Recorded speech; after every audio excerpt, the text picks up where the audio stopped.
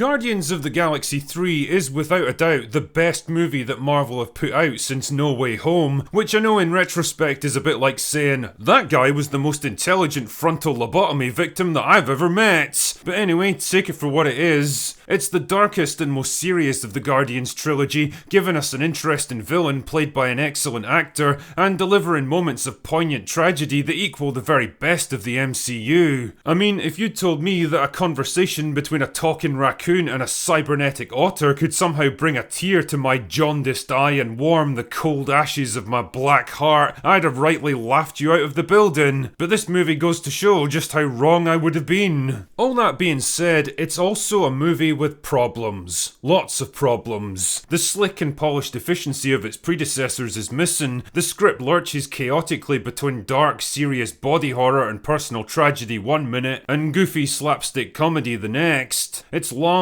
and kind of unfocused, lacking the discipline to properly explore the big ideas that it touches on, and weighed down by a bloated cast that it doesn't know what to do with. In short, it's a bit of a mess. An often glorious and heart-wrenching mess, but a mess all the same. But what the hell, just like Tatiana after one of my special sessions, it's my job to clean up even the most disturbing of creative messes, so here goes. The movie picks up with Rocket, Quill and the other Guardians chilling out in their new base in nowhere when suddenly this big gold arsehole shows up and starts fucking the place up. Well, until Nebula shoves a sword through his gut and apparently kills him, but then later on he's like, nah, it'll be fine, and leaves while everyone else is distracted.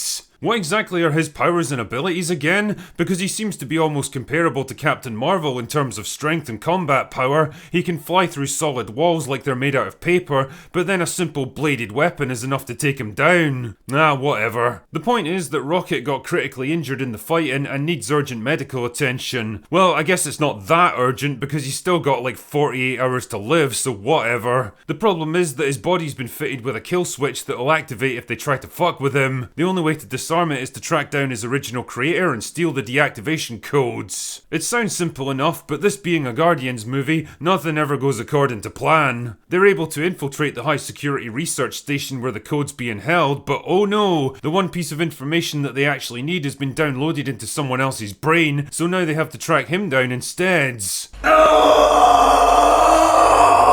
The work is extremely busy on this one if you catch my drift. Ultimately, their quest takes them to the headquarters of the High Evolutionary, a genius mad scientist obsessed with creating the perfect society and willing to destroy anything or anyone who gets in his way. And it's all undercut with traumatic flashbacks to Rocket's origin and why he's so important to the High Evolutionary. Now, it's no secret that there's a fuck ton of expectations resting on this movie. Not only is it James Gunn's swan song to the Marvel Universe, and probably the final chapter of the Guardians story, but it's pretty much the only movie left in the whole MCU that anyone really gives a shit about. After a string of flops and underperformers, they desperately need a smash hit to get the franchise back on track, and Guardians 3 is probably their best chance. But does it actually get the job done? Well, it definitely does a few things right. For a start, it's almost completely insulated from the rest of the MCU, which can only be a good thing at this point. The more you're handcuffed to that convoluted shit show, the less creative freedom you have to actually tell a story. And James Gunn clearly had a lot of freedom on this one. Maybe a little too much, but don't worry, I'll talk more about that soon enough. Believe that! It's also not afraid to tackle some pretty fucking dark subject matter, and to be honest, this is where the movie really hits its stride.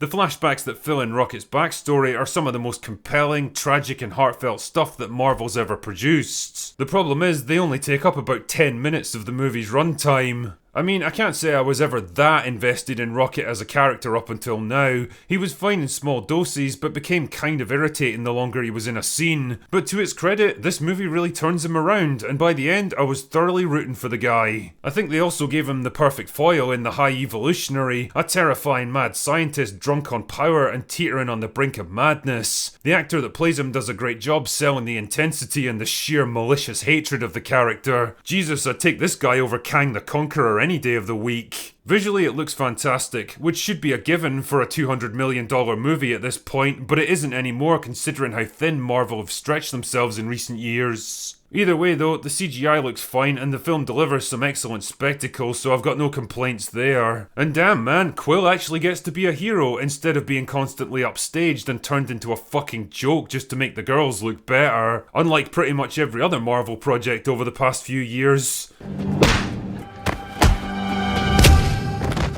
You did it on your own. You ran rings around them. You're amazing. That's great and all, but like I said before, this is a movie with problems, and they are not small. The most obvious one is the emotional tone. This movie is all over the fucking place. Almost every dramatic scene has to be undercut by some quippy joke or ridiculous slapstick comedy, and it's so goddamn jarring and irritating because the serious moments are so much darker and more impactful than before. I mean, would it kill you to just let a dramatic scene sink in for a minute or two? It doesn't help that most of the jokes are about as funny as a 2-hour conversation with a vegan climate activist too. Like, remember Taserface from part 2? Remember how James Gunn ran that joke into the fucking ground when it wasn't even that funny to begin with? Well, that's basically your introduction to the bulk of the humour in this movie. The pacing is also a big problem, especially in the first half of the film. For example, there's an excruciating 30-minute sequence where the gang have to infiltrate a high security facility to get the code for Rocket's kill switch. It sounds fun, but it's basically just an excuse to have some goofy comedy scenes and ridiculously outlandish set design. Also, is that a reference to Among Us? If so, fucking why? Anyway, by the time it's all done, the one piece of information they actually need has been removed and taken somewhere else. Basically, no one else has a better idea, so fuck it. It's the same kind of time-wasting busy work that forms the backbone of, well, every single Mandalorian episode. This is the way. This is the way. This is the way.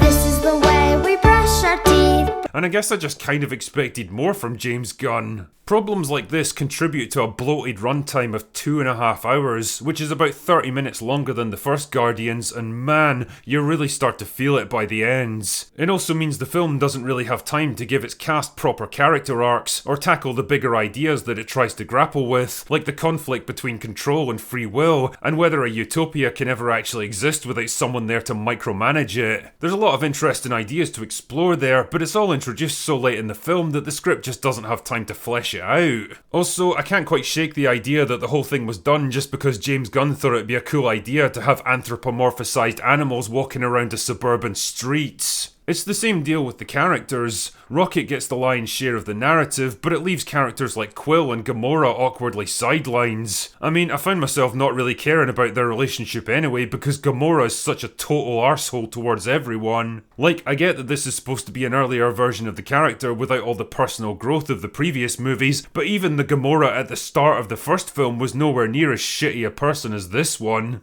Nebula spends most of the movie just standing around yelling at people, and it's not funny or endearing, it's just screechy and irritating, which is a real shame because I've come to really like her over the years. Adam Warlock is given a strong intro, but it's like the writers didn't know what to do with him after those first 5 minutes, so he just kind of shows up from time to time and then leaves. Oh, and for some reason the Guardians have all ditched their cool individual outfits from the previous films, and now they all just wear these bland generic uniforms that look dull and depressing. And maybe someone can help me here, but why exactly did Quill decide to ditch his helmet and rocket boots? Two things that would have been extremely useful to him later in this movie. These various problems are compounded by the usual self-indulgent cameos for James Gunn's brother Sean and James Gunn's wife Jennifer Hollins. Oh my goodness, I just can't figure out why all these people with personal connections to James Gunn keep showing up in James Gunn movies. Must be a total coincidence.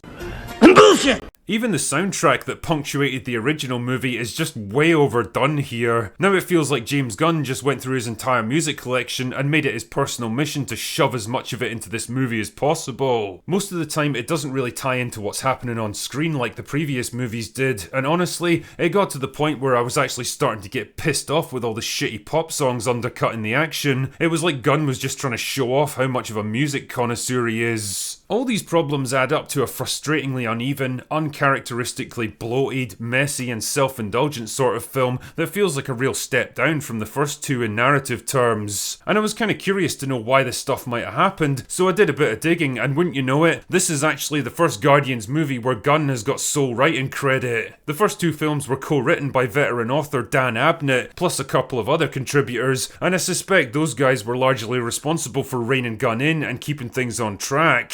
Without those checks and balances in place, he was free to indulge his every whim as a writer, and well, look what we ended up with. It's a bit like Thor Love and Thunder, where Taika Waititi was given a creative blank check to do whatever he wanted, and the result was an utter calamity of a movie that squandered the goodwill built up by its predecessor. Guardians 3 is nowhere near as bad as that pile of dog shit, but it does suffer from the same basic problem of giving too much creative freedom to a guy who doesn't have the discipline to properly use it. Like I said at the start, it's still miles better than anything else Marvel have put out in recent years, and even James Gunn on a bad day is better than most filmmakers working today. I just think his reputation might be slightly bigger than his actual abilities. But hey, if you're really invested in the Guardians movies, then you'll probably get a kick out of their final adventure, but I can't say it was quite the epic send-off I was hoping for. Anyway, that's all I've got for today.